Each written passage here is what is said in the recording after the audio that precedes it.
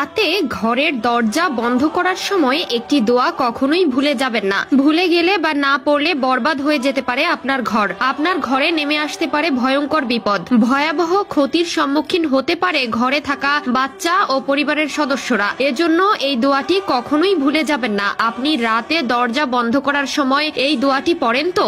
যদি পড়েন তাহলে আলহামদুলিল্লাহ লিখে যাবেন। দোয়াটি না জেনে থাকলে ভিডিওটি শেষ পর্যন্ত দেখে যাবেন এবং ভিডিওটি শেয়ার দিয়ে সকলকে দোয়াটি জানার ও শেখার সুযোগ করে দিবেন।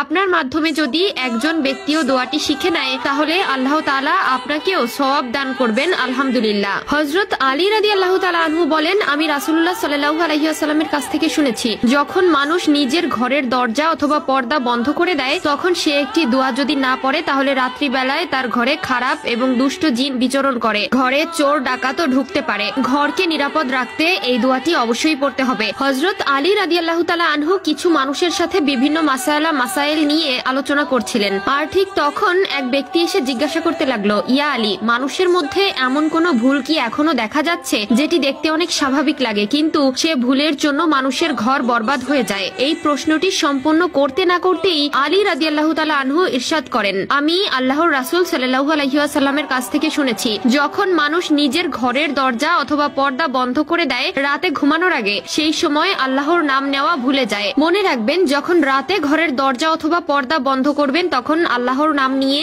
অবশ্যই একটি দোয়া পড়বেন, আর সেটা হচ্ছে বিসমিল্লাহি তাওয়াক্কালতু আলাল্লাহ, অথবা বাংলায়ও পড়তে পারেন, ইয়া আল্লাহ, আমার এই ঘরকে শয়তানের দৃষ্টি থেকে আপনার পানাহাতে রেখে দিন, অথবা হে আল্লাহ, আপনার উপরে আমার এই ঘর আমি তাওয়াক্কুল করলাম, আপনি এর হেফাজতকারী হয়ে যান।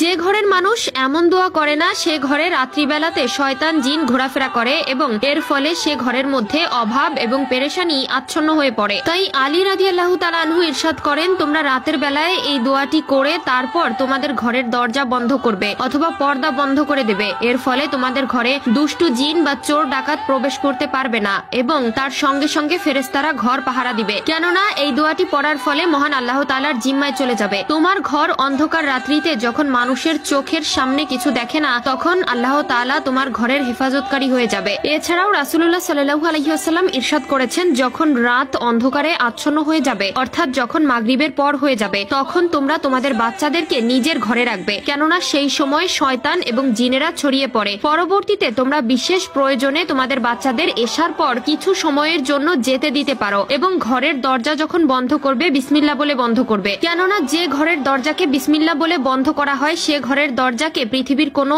অভিশপ্ত শক্তি খুলতে পারে না। হে আল্লাহ, আপনি আমাদের আবাসস্থলকে আপনার রহমতের আবরণে বেষ্টন করে দিন। রাতে ঘরের দরজা বন্ধ করার সময় সকলকে এই দোয়াটি নিয়মিত পাঠ করার তৌফিক দান করুন, আমিন।